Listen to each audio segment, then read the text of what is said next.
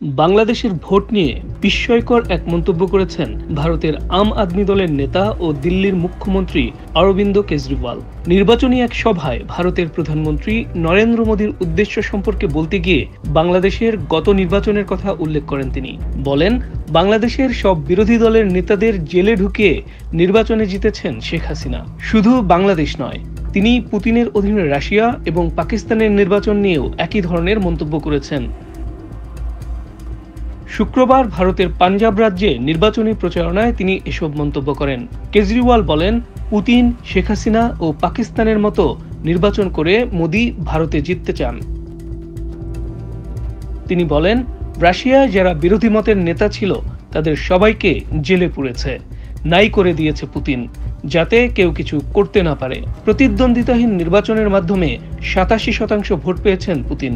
এ সময় কেজরিওয়াল বলেন, বাংলাদেশেও রাশিয়ার মতো হয়েছে, সব বিরোধী দলের নেতাদের জেলে ঢুকিয়েছে, শেখ হাসিনা জিতে গেছে। পাকিস্তানেও একই কাজ হয়েছে।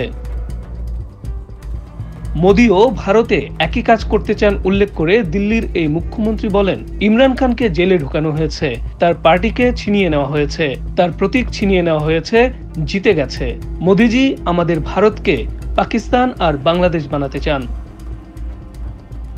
মোদি এক ভয়ানক উদ্দেশ্য নিয়ে কাজ করছেন দাবি করে কেজরিওয়াল বলেন, বহুত খতরনাক মিশন নিয়ে কাজ করছেন মোদি। ওই মিশনের নাম এক দেশ এক নেতা।